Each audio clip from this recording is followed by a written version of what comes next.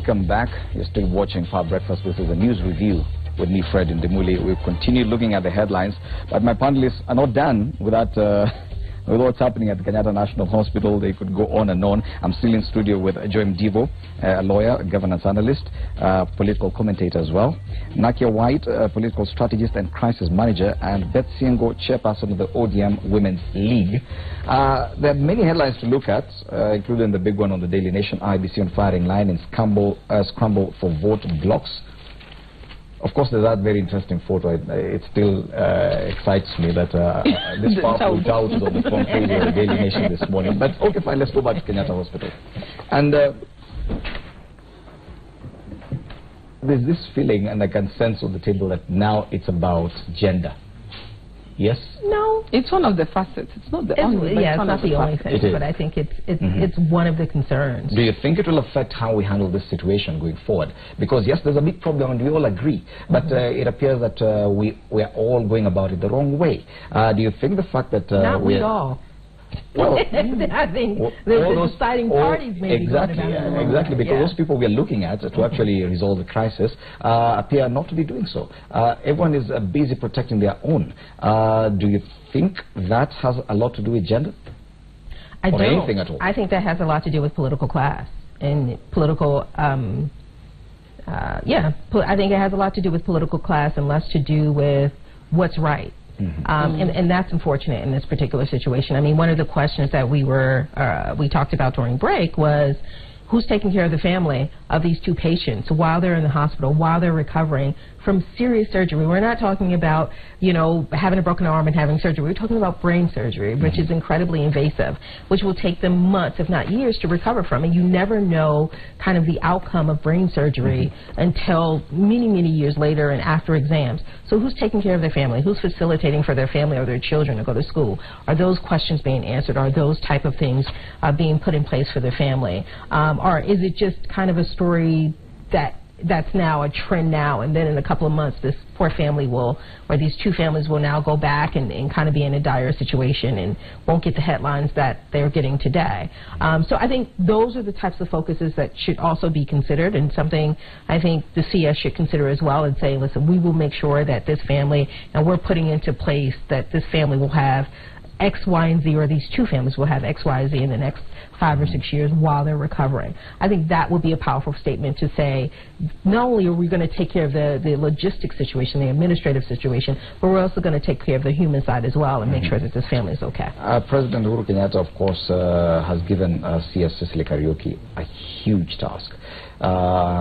Affordable healthcare is one of the main affordable universal healthcare is one of the main points in his agenda, 4-point agenda. Now that you have issues to do with Kenyatta National Hospital, don't you think that President should come out and protect his CS at this point? Like I said earlier, there are some of these things that shouldn't be escalated to that level unless they must, because when you escalate something to a level where it's not supposed to be, then the person there feels the pressure to perform and do something. For example, if this was being handled by the KNH board, out of the public eye, there would be more rational conversations. But the fact that the CS went, held a press conference, made a declaration, sent people on leave, then it has heightened people's tempers about everything. So I think by the time the president comes out to speak, let him speak holistically regarding health, not speaking into this particular KNH issue. But you cannot ignore KNH. When you talk about health in Kenya, I think KNH comes top, then you start looking at it. It's not ignoring, because KNH is a level 6 hospital. The other places have got level 5 hospitals, apart from the Moi referral. Then others have got level 4 hospitals. So it's the hospital to aspire to. And we've been trying to empower the other hospitals in the counties so that not so much pressure goes on KNH, so that KNH is reserved for the most serious cases that now go correctly for referral to KNH and to Moi referral.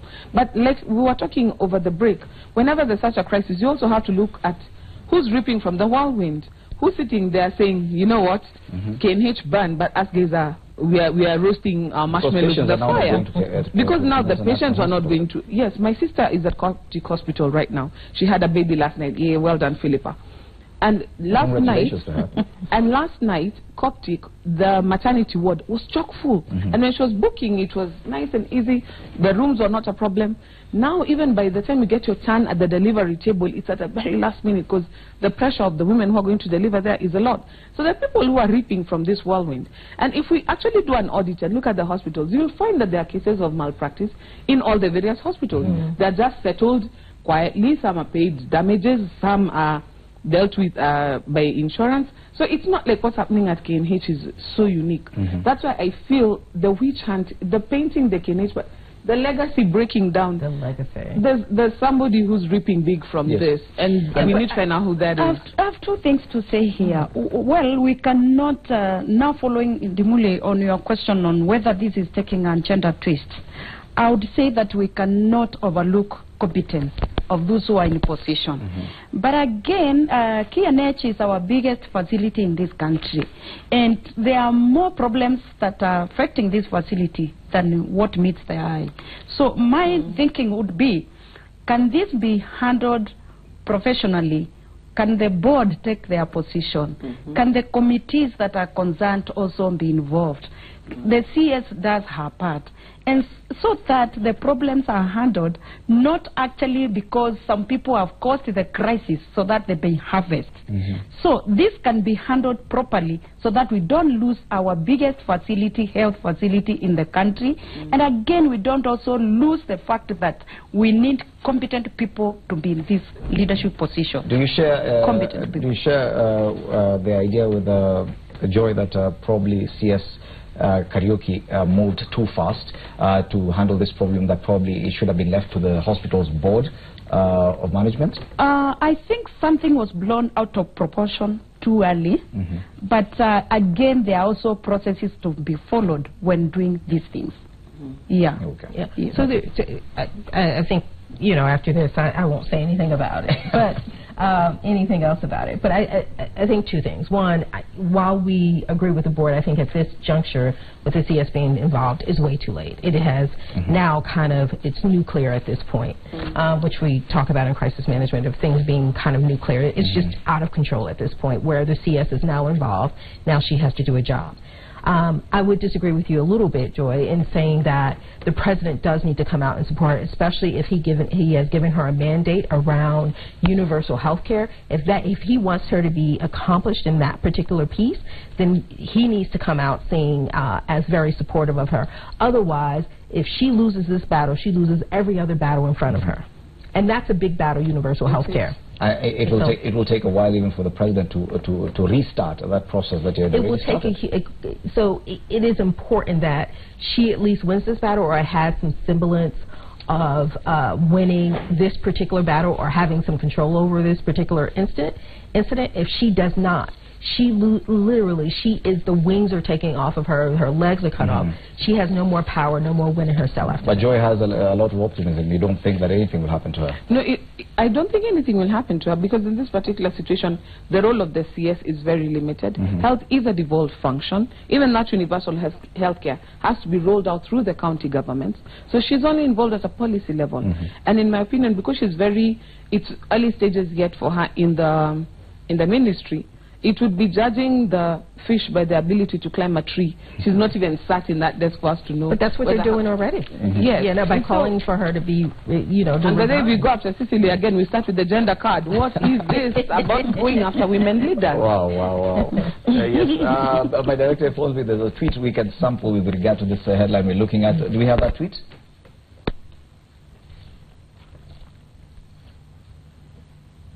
No, we don't. Yes, we do have it.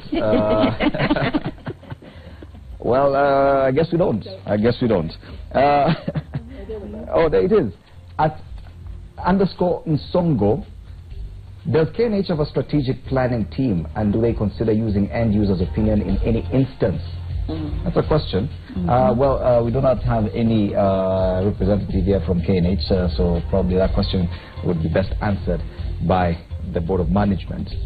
Yes, but very many headlines to do with hospitals in today's dailies. Hospitals deliver pain to expectant mother. Mother shuttled from one facility to another, but lack of doctors, equipment, and power delays intervention. It's on page 3. Bleeding woman visits 3 different hospitals, but none is able to perform cesarean section. This is, she went to Busia Referral Hospital. She went to another and then another. This is on page 3 of the Standard. This is just goes to underscore the kind of problems bedeviling our health sector, and women do suffer even more. Correctly. That one I must accept. These headlines, sometimes when you just read them, these are not the headlines you pay attention to. But since this is an all-female panel, probably these are some of the issues that Kenya should be looking at, and probably even the CS should be listening to this as well. Beth? Definitely. As I said, that when there are problems in the society and in the community, women are the most affected and they suffer most. Now with our healthcare system in Kenya, there are problems. Well, I accept the president as his 4-pillar agenda, and he's caring so much about his legacy. But what about human life? This is very important. And that's why he should take seriously the healthcare sector and see how can it be corrected, because so many things have gone wrong. So many things have gone wrong on our health sector. And it needs sober, proper planning. As somebody has asked about the strategic plan, sincerely speaking, what foresight do we have about our health sector? What foresight do we have about our health sector? Other headlines: abandoned baby dies in hospital. High HIV rates in Nyanza, exaggerated, study shows. Of course, even state bans meat imports from South Africa. That also has to do with health. But let's take a look at the big headline on the Daily Nation today. And NASA appears to have reignited its wars with the IEBC. This time round it has to do with the review of boundaries, which should come after the 2019 census. But NASA says IEBC should not do it. Overhaul the IEBC. That call again. IEBC on firing line in scramble for vote blocks. That's the big headline on the Daily Nation. On page 4, the story continues. Guns shift to IEBC over vote zone review. Opposition says electoral agency cannot be trusted to draw new constituency boundaries after census. Yeah. The story is also on page 6 of the Standard. NASA leaders reject current IEBC role in boundary review. Was this expected? NASA has never... they have not been big fans of the IEBC, so from the beginning. If they said anything else, it would be out of character. Do you think this is a new battlefront that now NASA has? No, but we're opening new frontiers where new frontiers need not be. There is a reason why we passed a new constitution with some of these very strict timelines. The IEBC is the only body mandated to review boundaries. There is also the notion of public participation that is entrenched in the Constitution. If you've got something to say about the process, engage in the process. I've said it before, some of these tactics of let us not participate, let us boycott, the Hansard will not bear witness the fact that you did not come to Parliament. What the Hansard will bear witness is the people who spoke.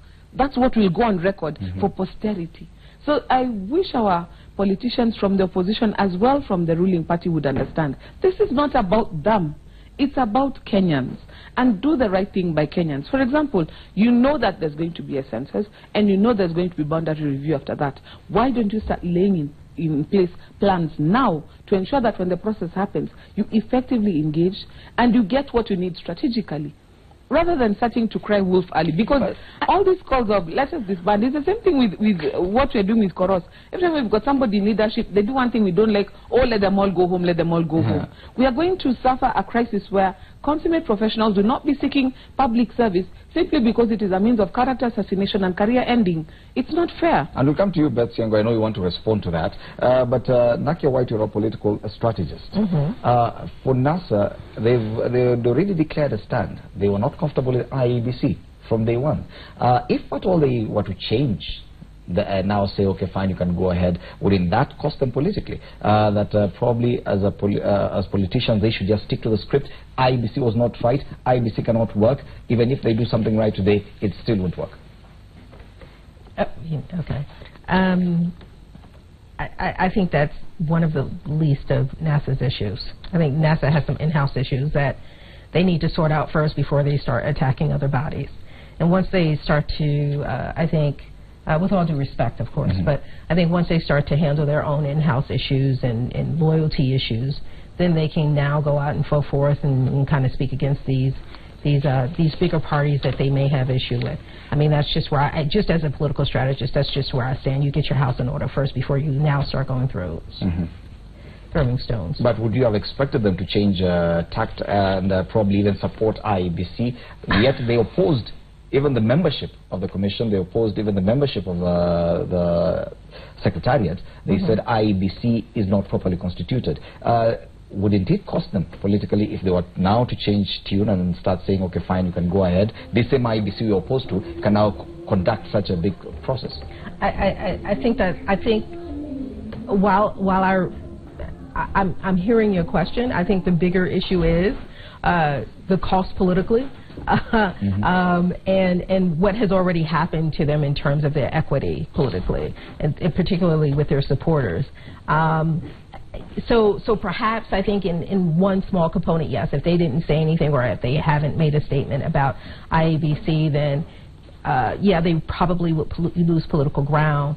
But given everything that's going on right now with the political principles in NASA, I think that they have bigger problems that they need to sort out. And these problems have been consistent over the last 3 or 4 years. These are not new issues. And so just like this whole IEBC thing, so they're kind of fighting two big lions at the same time, and they really have to get their homestead together first. Yes, Beth Siengo, of course there's that struggle to remain relevant for the next 5 years. Is this what you're seeing? Timoli, allow me to say this. If I say the words irreducible minimum reforms, that doesn't sound new to Kenyans, because the opposition has stood and said this repeatedly, that even before the repeat pause, they had said they are demanding irreducible minimum reforms. So the issue is about the institution, not about individuals.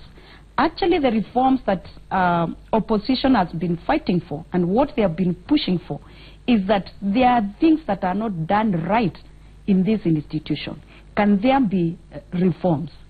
And if this is resisted, they can never be comfortable. Because what we really want, even for us who are here and maybe we have ambitions to get to the politics in 2022, how sure are we that we'll get a free, fair election if reforms are not done at IEBC? So the issue here is about the institution of IEBC, not about those who are in the office now, not because of some individuals, but because Kenyans need a free, fair election. This is very key. So the opposition is pushing for these reforms, and they have stood for that all the way. Okay. And of course, the people who say, yes, NASA is right, that's what we need an opposition for, to poke holes and raise issues about any big process happening in the country. So them raising an issue such as this, that's exactly what they should be doing. Yeah, my problem is, where do they raise it? When you raise it on the street, if you're talking in the marketplace, that is not a place where you can get anything out of that raising. Where do you get it? You get it in Parliament. You sit in Parliament and participate. You sit in the Senate and participate. You pass the laws that bring the reform. Because reform is not a package that you deliver. It is something that you work through. Now, if we come to a place where we are serious that we are looking out for Kenyans and not for politicians, then, for example, a statement like this, talking about the upcoming census, and then you call people to resist the census. Why do we do census? It's not just to count voters. It's to find out how many women do we have, in what age groups are they, how many are of childbearing age, how many children do we have. Find out the demographics so the government can plan for the people to be able to effectively manage the population. Now, if we start putting politics in something like a census, that means over the next 3-5 years, we'll have statistics that are inaccurate. Boundary review is very political. Boundary review is very political. No, that's what I'm telling you. And the outcome? If the politicians engage in the process as laid down with strategy, if we know that boundaries, for example, are being reviewed, start lobbying, finding out which boundaries do we want. How do we get about getting to the outcome that we're looking for? If you want, for example, certain demarcations, you start lobbying for them now, because that's why you engage with them. But talking about it in an unstructured manner, whipping up emotions of people who don't know the difference, who didn't make the laws, because these laws were made in Parliament. The Constitution was passed by the people, but the drafters were the lawyers and the politicians. If we who are learned are not responsible enough to follow the process to ensure that what we deliver to Kenyans is something tangible. Like now that we are not in an election season, if we're talking electoral reforms, Parliament should be dealing with those electoral reforms now. Look at the parliamentarians, they're deciding that they're not going to engage. Then you will see 2021, before election next year, is when people will be clamoring, we have to reform before the next election. It's irresponsibility. Our politicians need to start putting Kenyans first and stop making a mishmash of everything for political gain. Not everything rises and falls on politics. Everything rises and falls on leadership. Okay. Now that you're my panel as a political strategist, I'll ask you to give NASA some political strategy on this one, for free. How do you think they should approach this issue of boundaries review? Because yes, Joy says it's all about whipping up emotions. That works in politics, and that could work in their favor as well. How do you think they should approach it? I think they should get their house in order. First, fix I think they should get their house in order. That's my free before political commenting advice. on anything national. They need to get their house in order, because if you come out and you don't have the principals that are on the same page on all aspects, at least in public, and the main principal comes out and makes a statement, and then another principal comes out and makes a contrary statement, it looks messy. It's completely messy. So perhaps you can relay this message. Well, she's already. They just need to. She's already saying no to your. Yeah, I mean, they just need to get their house in order. I mean, the fact that there was a sort of people's inauguration, but the main principals didn't show up is problematic. The fact that they took so long to kind of make that move is problematic. The fact they're that running against each other in by-elections. And they're running against each other in by-elections. We saw it in Mombasa. We saw it in other places.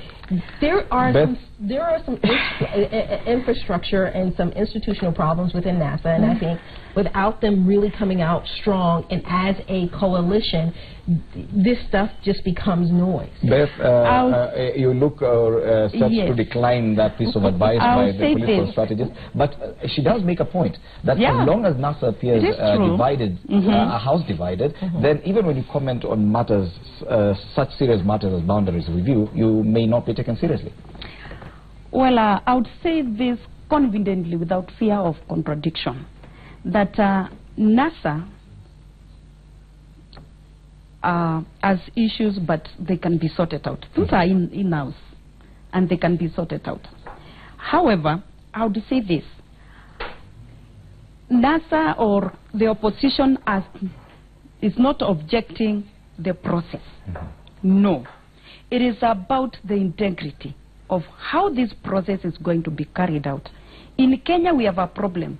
We speak well, good words, but we don't keep to that. When we talk of Chapter 6 of our Constitution in Kenya, integrity, what are we saying? When we talk of independency of institutions, what are we saying? Because when we look at IEBC as an institution, there is a lot of interference. And we want it to be followed to the letter. How is this institution independent? How are we sure of the figures that will come out of this census? How are we sure of the outcome?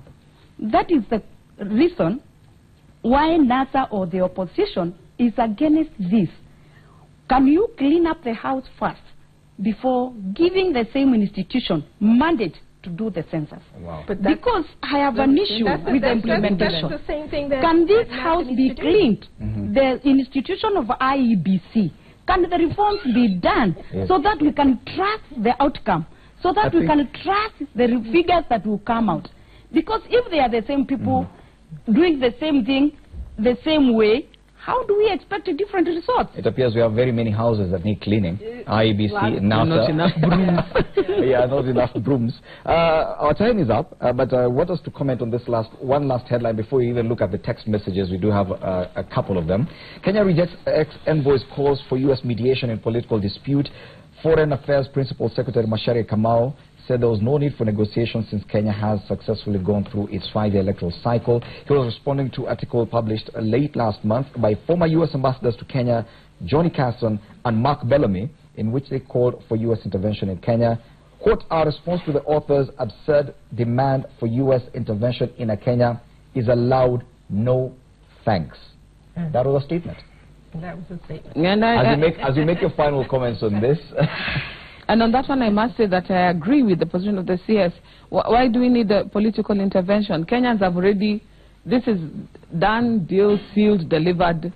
We are not in a space where we don't know what is happening next. We have laws in place, we have systems in place. We may not like how things went, but this is what we're dealing with now. They're dealing with President Trump, who did not win with even he didn't even win with a popular mandate, but the electoral college system gave him the presidency. They're having to deal with it because their law tells them once somebody has been declared and has taken oath, unless he's removed from office by impeachment or death, he carries on being president. We have similar laws that have told us it doesn't matter where we are right now. This is a person who has been sworn in after a process which, even if we're not all happy with, this is...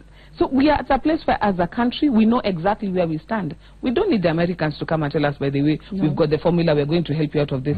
No. And I'm one of those people, even if we have a problem, we have enough intelligence in this country to deal with what we need to deal with. We don't need former envoys to come and tell us how to sort this out. Let's do it ourselves. Let's form a national conference, have a national conversation, and come up with a solution for Kenyans, by Kenyans, because we can. Wow, well said. Nakia?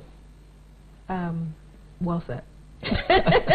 Well said. I mean, how do I follow that up? I mean, in fact, I'm quite nervous for Rex Tillerson, who's supposed to be visiting fairly soon, and especially with the words of Kamau, which were incredibly powerful in today's newspaper, where he said, this is a clear demonstration of how preconceived notions and stereotypes about Africa by Western technocrats override the practical experience and knowledge they may have acquired on the continent.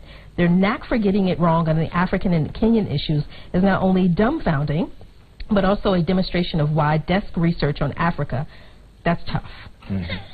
With the only source of information being a biased Western media, should be treated with disdain, he said.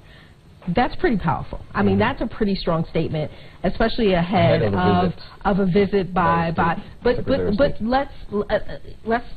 let's call it for what it is. I mean, and I talk about this all the time. When Rex Tillerson had his first meeting with his employees, he said, listen, let's take a 5-minute walk around the world.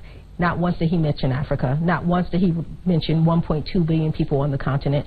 Not once did he talk about policy. In fact, when we're talking about ambassadors and empty slots throughout the continent, there are many. We still don't have a permanent Secretary of African Affairs in the United States. So there are issues in terms of how America is being seen in dealing with United Africa and places of color. We just heard the president, unfortunately, of the United States, number 45, because it hurts me to say his name. We just heard him call, you know, black and brown countries SHIT holes, and that's just kind of a example of, I guess, and then when we see how the state is now moving, or the country is moving in terms of policies for Africa, it is unfortunate. And so when we have another country who's now coming out, a PS who's coming out strong and using words that seem to be really powerful and taking a strong stand, I mean, what can you say in the face of that, right? How do you now combat that? Okay. Finally, Beth. I would say 2 things. One, however Kenya is and how things are done, Kenya is an independent nation. We can handle our issues by Kenyans in our Kenyan way. U.S. doesn't have to tell us what to do at what time. Second thing, America has their own problem. Let them deal with Putin and their interference with their elections and their own issues, and leave Kenya alone. We will do our things our way. Wow. Thank you. It's not me. It was said by my panelists.